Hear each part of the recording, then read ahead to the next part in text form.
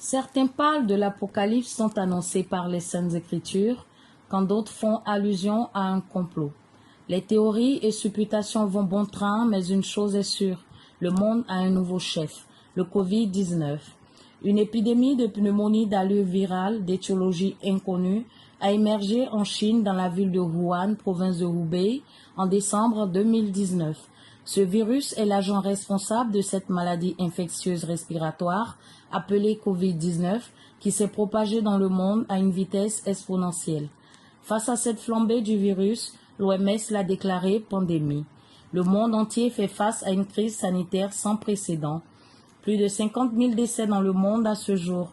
Aucun pays n'est épargné par la pandémie qui continue de tout dévaster à son passage. La moitié de la planète est confinée, tout vit et respire au rythme du Covid-19. En Côte d'Ivoire, pays situé en Afrique de l'Ouest, le nombre de cas continue de croître. De 3 cas annoncés à la mi-mars, le pays est passé à 204 cas de personnes infectées à ce jour. Le président de la République ivoirienne a alors adopté 8 mesures pour freiner la propagation du virus. Ce sont entre autres la fermeture des écoles, celle des espaces de divertissement et des frontières, ainsi qu'un état d'urgence et un couvre-feu instauré de 21h à 5h du matin. Face à cette situation, que deviennent les enfants en rupture sociale, appelés communément enfants de la rue? Une multitude d'enfants squattent les nuits sur les étals de marché et aux abords des voies en Côte d'Ivoire parce qu'ils sont sans domicile. Ils attendent le lever du jour pour s'adonner à de petits boulots afin de subvenir à leurs besoins. En période de couvre-feu, quel est le sort de ces enfants? Nous les avons rencontrés à Abidjan, capitale ivoirienne, Cocody, Angré.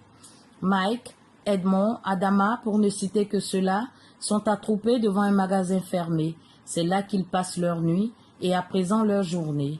Leur situation s'est enlisée à cause des mesures prises dans la lutte contre le Covid-19.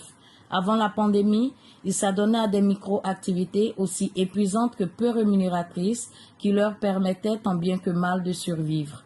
Cireurs de chaussures, porteurs de bagages ou josseurs de nama, comprenez, gareurs de véhicules. Ça va bien. Comment tu t'appelles? Moi, je m'appelle Mike. Mike. Ouais. Et vous dormez ici? Bon, je dors ici. Pourquoi? Parce que c'est dur chez moi. Et comment vous faites pendant le couvre-feu? Bon, en tout cas, c'est difficile, c'est très difficile.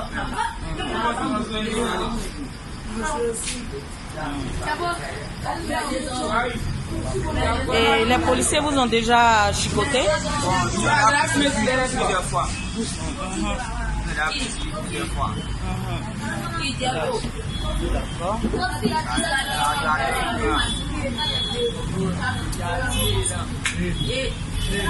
Affirme Mike. Ces enfants se retrouvent dans la rue parce qu'ils sont soit orphelins, soit abandonnés par leur famille. Bien plus tard dans la nuit, à l'heure du couvre-feu, nous apercevons un autre groupe d'enfants dits de la rue qui essaient d'échapper aux forces de l'ordre.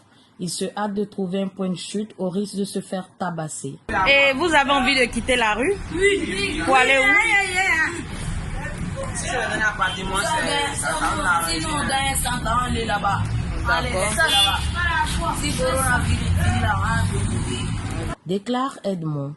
Derrière ce sombre tableau, il y a une lueur d'espoir pour les enfants dits de la rue, en la personne de M. Kwaku Adaï Polycarpe, président de l'ONG Joie de Vivre, dont la mission est de sensibiliser et réinsérer de façon durable ces enfants. Les enfants de la rue sont bien présents dans de nombreux quartiers de la capitale ivoirienne, que l'on a longtemps présenté comme la vitrine de l'Afrique de l'Ouest, avec ses forces, ses faiblesses et ses tempêtes.